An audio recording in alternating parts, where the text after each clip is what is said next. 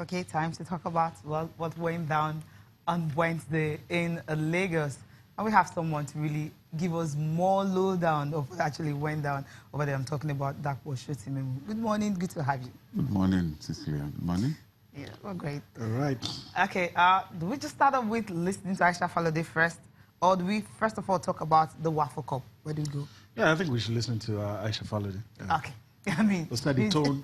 We set the tone yeah. for what we're going to talk about this morning. She was actually, talking about the community. Why do I use the word community championship? But I think before we do that, maybe we'll just talk about the WAFU Cup first. Okay. All right. Talking about the WAFU Cup, Nigerian ladies will be in action today against Mali. Mali, yes, because Benin Republic pulled out at the very, very last minute.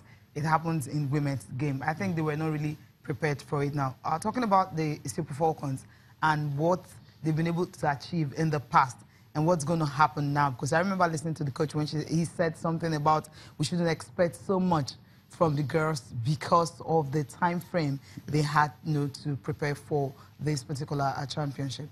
Well, he's right, but he just wanted to be very, very cautious, owing to the fact that the team is a very new one, basically formed by, more than half of the players from the Super Falcons are under 20 category, and just, some players in the Premier League.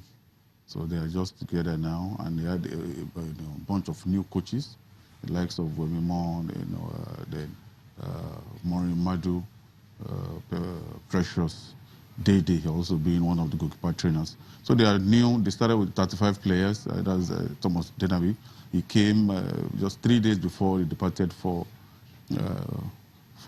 Abidjan, where the venue of the tournament. But be it as it may, we have two very tough teams that will be there. The Ivorian team, are the host, then also the Ghanaian team. Mm-hmm. If you check the Black Queens, they have 4 players from the last, AWC, and also their goalkeeper, the #1 goalkeeper, is also there. So they are going to be a very tough, team to crack. But if you look at the antecedents of the Nigerian team, talking about women's football in Nigeria, and also the Super Falcons, no matter the class of players you put together, they always play, and they'll play very well. And that's what we're expecting now.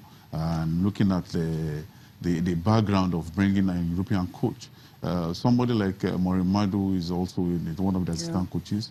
She played, for 15 years in Europe. She's also a coach of, the first division, a women's club in Norway. And she actually came when she got this appointment as an assistant coach of the Super Falcons. So the team is going to be, very tight. They are going to play very compact football and a better improvement than what they've been doing before. So we expect Nigeria to do well, but at the same time, just like as Thomas Denaby said, you must be very cautious. Don't expect too much. Yeah. That is what a very good coach will say. Yeah. But some will go out there and say, we are going there to win the cup. Definitely, but it's still allowed for you to go there and say, I'm going to win the cup. Because if you are going into any competition, you really want to win. Sure. So that's still in line. All right. Maybe we can look at the results from yesterday and also the fixtures for today. For the game between Cote d'Ivoire and Ghana, Cote d'Ivoire winning by a lone goal. And the one between Burkina Faso and Niger Republic, that's where you have the real scoreline, 5-1. Yeah. That was a thrashing. Then for today, Togo and Senegal will be playing. Of course, you have Mali and Nigeria playing later. So this is where our focus ends, simply because, Nigerian factor, of course. Senegal, Togo, Mali, Nigeria. So strong fixtures in this particular group. Hopefully, as you said, Nigeria will be able to scale through this and, of course, progress and, if possible, winning, but no pressure on them. Okay, now let's talk about the Champions Shield. What went down, something big and something good coming to the women's game. Since last season when a new board took over, we've been seeing different innovation. This is a new one. For the very first time, you're going to be having champions of champions. And for you to determine that, 2 teams will have to come together and play for a particular shield, talking about the Champions Shield. Let's listen to Aisha Falade, the chairperson of the Nigerian Women's Football League. As a showcase event for both the old and the new potential fans to see and appreciate the quality of the women's game in Nigeria. and to also appreciate why we are called the best league in Africa, and the major ingredients for the success that our women national teams have recorded in international football. The championship is also the curtain raiser to the new season of the NWFL, and therefore the first silverware to be contested for by the two best teams in the league. This edition of the championship match will feature the champion of the 2016-17 league season, the Super Four, Nasarawa Amazons, against Rivers Angels, who are the champions of the ITO Cup.